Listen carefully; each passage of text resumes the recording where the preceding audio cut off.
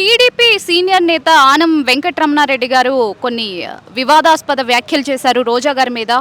మీకు తెలిసిందే గాలి ముండలు అని చెప్పేసి కొంచెం వల్గర్గా మాట్లాడినట్టుగా తెలుస్తుంది. మరి దాని గురించి మీరేమంటారు? అది మొండలకు అసోసియేషన్ లీడర్ అది. దాని గురించి మాట్లాడితే మాట్లాడకపోతే ఏంటి అర్థం కావట్లేదు. దాని గురించి మాట్లాడిన చాలా తక్కువ, ఇంక చాలా మాట్లాడు. కాకపోతే మీడియాలో డైరెక్ట్గా మాట్లాడుకోదు కాబట్టి అలా మాట్లాడాడు. అంతేకాని ఆయన స్టేజ్లో ఉన్నాడు కాబట్టి అలా మాట్లాడాడు. ఇంకా మాట్లాడి చాలా ఉన్నది దాని గురించి మాట్లాడాలంటే. అసలు ప్రజల్లో ఎందుకు వ్యతిరేకత ఏర్పడింది రోజా గారి మీద? వాళ్ళు చేసిన పనులే కదండి అవన్నీ, ఎవరు చెప్పక్కర్లేదు కదా. ప్రతి చిన్న పిల్లడితో సహా తెలుసు అవన్నీ వాళ్ళు ఏం చేశారు అనేది.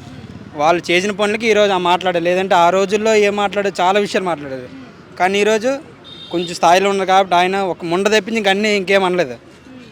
అది అంటే ఆవిడ గాలినా కొడుకులు గాలిలో గెలిచారు అండం వేరు, ఈయన మాట్లాడిన మాట వేరు. అంటే రెండు కొంచెం ఈక్వల్ అవ్వట్లేదు. కొంచెం ఆయన మాట్లాడింది కొంచెం దారుణంగా ఉంది.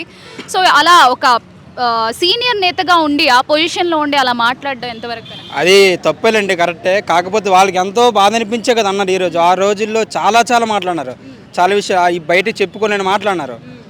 అందుకే ఆయన ఈరోజు ఈ మాట అన్నాడు తెప్పించి, కానీ ఇంకేం అందులో ఏం లేదండి. గాలిలో మా వాళ్ళు గెలిచారు అనట్లేదండి. కానీ ఆ రోజు ఏం గెలిచారు మరి వీళ్ళు? వాళ్ళ పైనుంచి వచ్చారు, దిగారా? ఆ రోజు జరిగింది ఈ రోజు జరిగిందా? ఏదైనా ప్రజలు మనసుతో ఉండబట్టే కదా ఈ ఓట్లు వేసారు, లేదంటే అవ్వదు కదా. అది పరిస్థితి. పవన్ కళ్యాణ్ గారు మహిళల గురించి ఎవరైనా కించపరిచేలా మాట్లాడినా కూడా ఆయన అసలు ఊరుకోరు. అలాంటిది మరి వెంకటరమణారెడ్డి గారి మీద ఇలా రియాక్ట్ అవుతారనుకో. అటు చెప్తారండి, ఆ విషయం మాట్లాడతారు. మాట్లాడకుండా ఆయన ఉండదు, మాట్లాడతారు కంపల్సరీ. ఎందుకంటే ఒక స్థాయిలో ఉన్నారు పవన్ కళ్యాణ్ కూడా. పవన్ కళ్యాణ్ అంటే ఎంతమందికి ఎంత అభిమానం ఈరోజు తెలిసింది, అందరికీ తెలిసిందే కాబట్టి మాట్లాడతారు. దాని గురించి చంద్రబాబు నాయుడుతో మాట్లాడతారు, ఆయనతో మాట్లాడతారు, చెప్తారు, దాని విషయం గురించి చెప్తారు. కానీ ఒక రోజా గురించే మాట్లాడారంటే మాత్రం ఎందుకు మాట్లాడారు మీకు కూడా అర్థం అవ్వాలి, జనాలు కూడా అర్థమవుతుంది అని ఎంత మాట్లాడింది, ఎంత గురించి మాట చెప్పిందని. మొత్తంగా చెప్పండి, వైసీపీ భవిష్యత్తు ఎలా ఉండబోతుంది? వైసీపీ ఇంక ఉండదండి, అది వేస్ట్. వైసీపీ ఎక్కడ ఉంది, ఇంకా వెళ్ళిపోయింది ఇంటికి.